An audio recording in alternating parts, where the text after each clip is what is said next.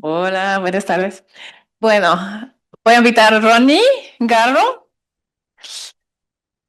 que es el director ejecutivo de la Red de Enfermedades Raras de Costa Rica. ¿Y dónde está Félix? ¿Está aquí? Sí. ¿Y Tatiana? ¿Va a venir también?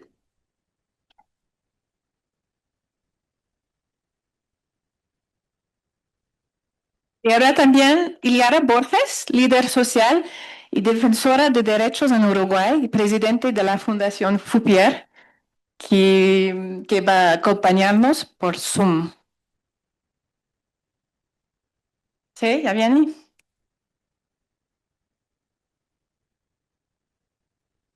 Bueno, ya hemos hablado de los retos, de los desafíos de los pacientes en los diferentes países y ahora vamos a hablar del poder de la voz de pacientes. Entonces empezamos con Ronnie. Desde la experiencia en Costa Rica, ¿cómo ha influido la voz de los pacientes en las decisiones sobre acceso y financiamiento de medicamentos huérfanos? ¿Y qué estrategias han sido más efectivas? Gracias, muy buenas tardes. Bueno, creo que llegamos a un acuerdo de que los países de nuestra región, de la América Hispana, compartimos muchos de los dramas y de los retos comunes. Y la voz de los pacientes no necesariamente es la más atendida en nuestras naciones. Costa Rica no es la excepción. Tan es así que desde hace alrededor de 20 años, la Organización de Defensa de los Derechos de los Pacientes, conocida como ANASOBI, empezó el primer proceso en que se judicializó la atención médica y el derecho al acceso a la salud en el país. A raíz de la que posteriormente fue su fundadora, la compañera Cintia, que defendiendo sus derechos atrajo sin querer la atención de otra gente que le dijo, ya usted recorrió ese camino, ya usted sabe cómo es, por favor ayúdenos. Y ahí empezó esa organización que, gracias a Dios, y lo digo de esa forma porque lamentablemente todavía no contamos con los mecanismos para que la atención sea de verdad de cobertura universal en salud. Gracias a Dios, otras organizaciones han adoptado el modelo y pues el prestatario central de servicios de salud, la Caja Costarricense del Seguro Social, que el doctor Saborío nos comentaba, se ha visto en la obligación de atenderlo. ¿Qué pasa? Tal vez no se ha articulado en la forma que se quiere para de verdad hacer una inserción en la cual la parte financiera, la parte operativa, en que un médico sienta confianza en poder dar un medicamento, en poder recetarlo, al no tener eso, pues se entorpece.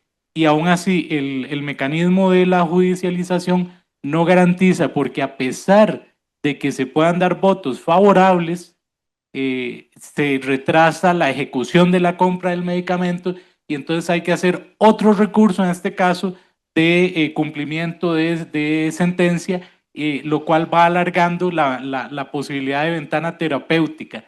Entonces, es difícil, se hacen avances, tenemos una ley que esperamos de todo corazón que a nivel de reglamento se aterrice porque es bastante ambiciosa, ¿verdad, doctor? Esperamos que el reglamento la aterrice a tierra, pero ya veremos. Tenemos experiencias de Chile, de Panamá, otros países hermanos que han tenido leyes por años que no han servido literalmente para nada. Hemos oído los comentarios de los que lo han vivido. Esperamos poder aprender algo de eso. Gracias, Ronnie. Pasamos la palabra a Tatiana para hablar de la experiencia en Paraguay.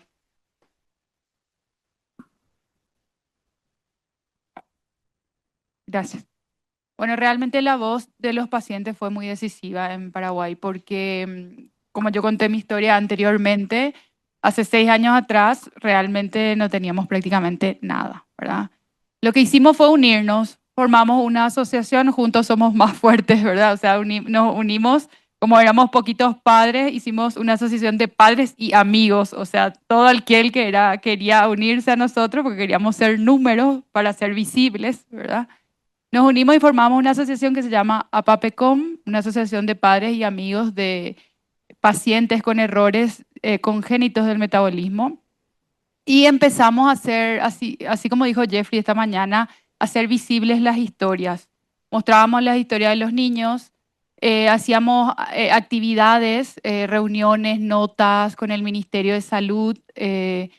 Hicimos no solamente protestas, sino que también, digamos, propuestas específicas. Pedíamos primero, lo primero que pedimos nosotros fueron las fórmulas, ¿verdad? Y actualmente avanzamos, capaz que no demasiado, pero sí avanzamos un poco. Antes solamente en la pesquisa teníamos 3 enfermedades: fenilcetonuria, hipotiroidismo congénito y fibrosis quística.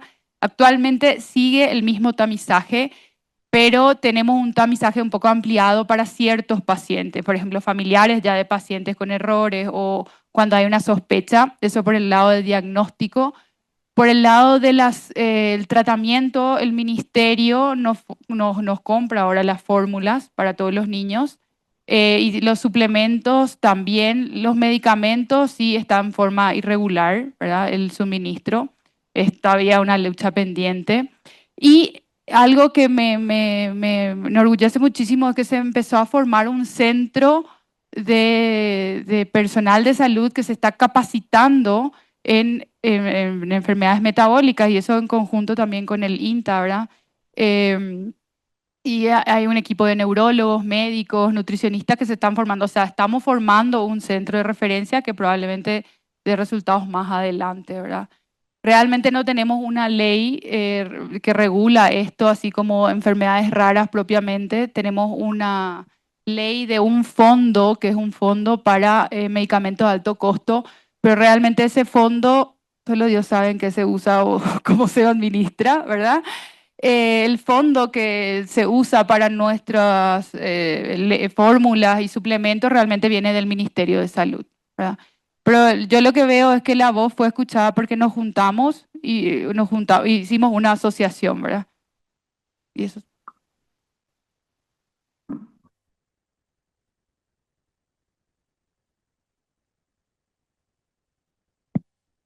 Ecuador, como en todos los países, creo que es, digamos, hablando coloquialmente, es el mismo penar. Nosotros como federación nacimos a raíz de que había organizaciones dispersas de pacientes, ¿no?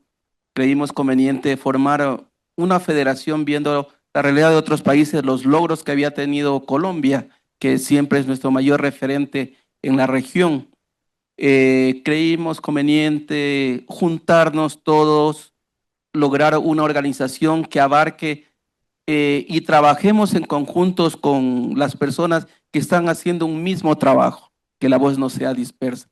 En ese proceso nos costó mucho. Al comienzo estuvimos cerca de, creo que 40 personas entre organizaciones y padres, y al final quedé solo yo en año y medio de reuniones. En ese proceso le pedí a un compañero, a un padre de familia, un amigo, le digo, acompáñame, que ese sueño no tiene que morir. Y logramos que la federación nazca y bajo el peculio propio lograr este sueño, que era la federación junto a las organizaciones. Desde el año 2020, como federación, nosotros hemos venido agrupando organizaciones, haciendo amigos, visitando a cada una de las organizaciones, y hemos tenido voz en el Ecuador.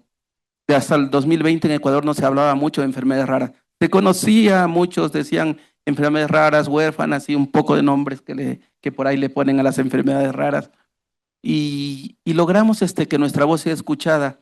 Es así que en el año 2022, en el gobierno del señor Guillermo Lazo, el ministro Ruales, le propusimos hacer el registro único de enfermedades raras, que nació con una idea súper grande, súper buena, que llevaba no solo el registro, sino crear centros de atención diaria con equipos multidisciplinarios que se llaman las UBERs, nacieron en 2 hospitales, en el Icaza Bustamante en Guayaquil, en Quito en el Baco Ortiz, era que el paciente llegue en un día y tenga todo ese equipo multidisciplinario y si tenía que ponerse una infusión, algún medicamento, salga en ese día, que sea como un hospital del día, ¿no? Pero todo fue una quimera, un sueño. Lamentablemente, aquí en el Ecuador cambiamos de gobierno a cada momento y ese sueño se quedó ahí estancado. En los 2 últimos gobiernos, que es el mismo, el registro único duerme el sueño de los justos, no tenemos registro.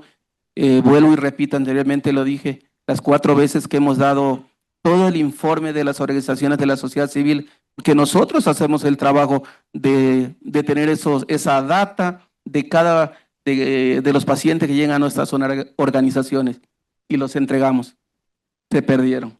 Entonces ahora estamos retomando, tratar de que el RUER funcione y nuestra voz está siendo escuchada, como yo les comentaba a los compañeros. Hasta el año pasado hicieron 2 actividades o 3 actividades en los hospitales. Este año se han hecho más de 20 hospitales hablando de enfermedades raras. Se ve que la voz del paciente, la unión de nosotros, ha funcionado. Ha funcionado, aunque a veces se cree ese estigma, aquí hay un lado medio raro, ¿no? Que si uno habla en contra del gobierno de turno, pertenece a un partido político, a un color político. Ese es el estigma que nos crean para callar nuestras voces. Pero nosotros siempre decimos, nosotros hacemos política pública, no partidista. Nosotros peleamos por la calidad de vida del paciente, que es lo que buscamos siempre.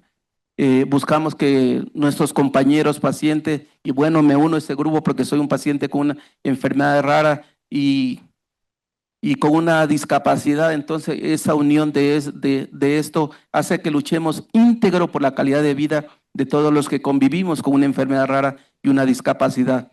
Para nosotros como organización de la sociedad civil ha sido un logro excelente porque hemos hecho compañerismo, nos conocemos, aprendemos de cada compañero, de los logros que han tenido, porque no lo sabemos todo. Nosotros estamos en eterno aprendizaje, justamente comentaba con Tati, de la patología de sus niñas, que no la conocía de gran manera, pero mire cómo vamos aprendiendo. Entonces, la realidad del Ecuador, hay un logro que es habernos unidos como organización de la sociedad civil, pero dentro de políticas públicas estamos, creo que años luz.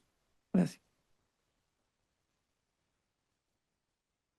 Para Iliara, que está con nosotros en Zoom. De cara al futuro, ¿qué cambios en las políticas públicas tendrían el mayor impacto para mejorar el acceso sostenible a medicamentos huérfanos en Uruguay? Bien, hablar de acceso a medicamentos huérfanos en Uruguay es hablar de un desafío. Bueno, combina ciencia, ética. No te escuchamos. ¿Sí? ¿Ahora? ¿Hola? ¿Hola? Tengo el micrófono encendido, no sé la razón por la que no me escuchan. ¿Hola? No. Pido disculpas, yo tengo el micrófono encendido.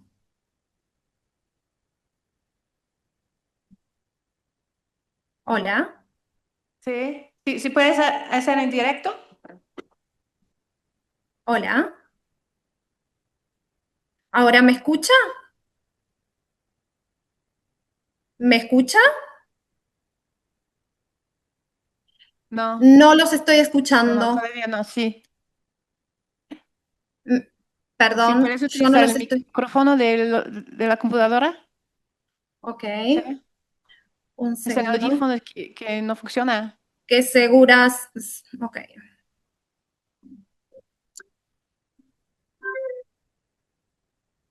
¿Ahora?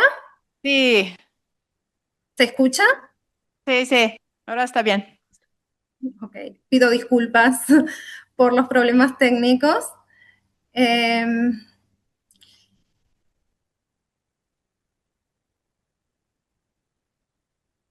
Hola.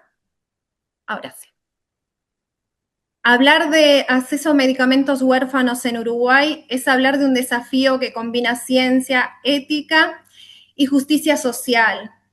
Creo que el primer cambio imprescindible es crear un marco legal específico para enfermedades raras y medicamentos huérfanos. Uruguay necesita una ley que reconozca la rareza como un criterio sanitario y que establezca un plan nacional con metas claras que garantice que la baja prevalencia no es un criterio de exclusión. En realidad, en Uruguay estamos trabajando ya desde hace años a nivel parlamentario para lograr ese proyecto de ley, que ese proyecto de ley se apruebe, junto a muchas organizaciones que se unen en lo que refiere a políticas públicas.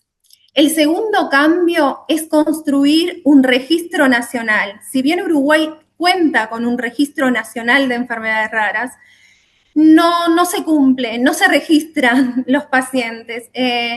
Somos las organizaciones las que usamos ese registro, pero no el sistema mutual, entonces no hay datos reales, falta información. Se necesita un registro sólido de enfermedades raras en el país. El tercer cambio es la modernización del sistema. En los procesos de evaluación y financiación, los medicamentos huérfanos no pueden ser evaluados con los mismos criterios que los fármacos de uso masivo. Se requieren vías más rápidas. Estamos hablando de enfermedades raras.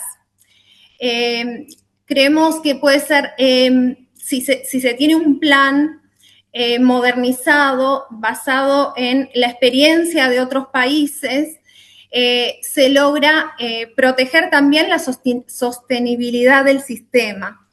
Y finalmente, es imprescindible incorporar la voz de los pacientes en la gobernanza.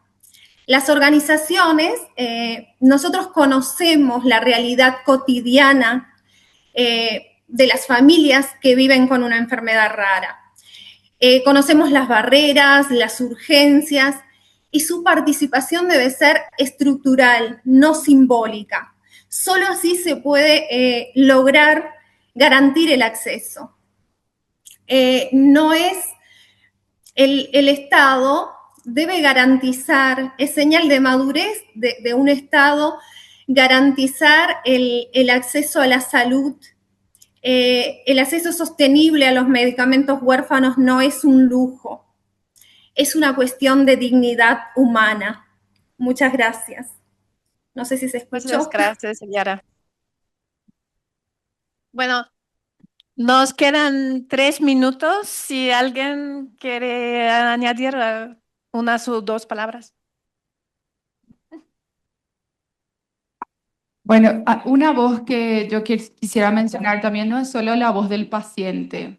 A mí, o sea, a nosotros nos funcionó en Paraguay también la voz de las sociedades médicas, ¿sí?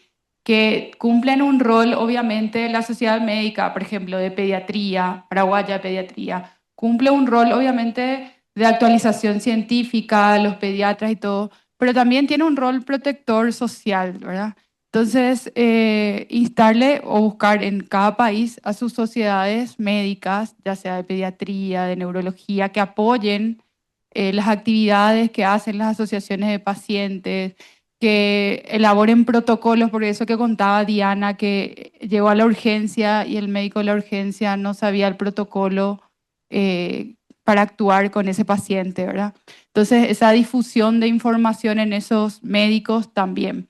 A mí me pasó lo mismo siendo médica con mis hijas y después nos acercamos como asociación a la Sociedad Paraguaya de Pediatría y yo había llevado el protocolo que tenían en el INTA y eso se adoptó, ¿verdad? Y se difundió, ¿verdad? Entonces, también creo que una voz, aparte de la voz de los pacientes, una voz importante son las sociedades médicas, ¿verdad? Muy de acuerdo. Y bueno, algo por lo que clama la Red de Enfermedades Raras de Costa Rica es que tenemos que involucrar a los actores atípicos. Siempre pensamos en los profesionales en la salud, en la academia, en los tomadores de decisión a nivel político, evidentemente las personas que viven con enfermedades raras, sus familiares, cuidadores. Nosotros somos defensores de que debemos involucrar a la sociedad toda para que valoren el verdadero impacto de lo que es vivir con una condición poco frecuente. ¿Qué ocurre? Para los ticos es un orgullo el programa de tamizaje neonatal, señalo al doctor porque es el padre y la enciclopedia viviente de todo eso y los invito a que lo aprovechen y que esté aquí y le pregunten todo lo que puedan. Me estoy abusando, doctor. Pero ¿qué pasa? Los ticos no sabemos qué hay detrás, alrededor y después de un diagnóstico. El doctor ahora nos decía, 1 hora después de que se confirma una condición, aquellos padres y su criatura están de cara a un especialista.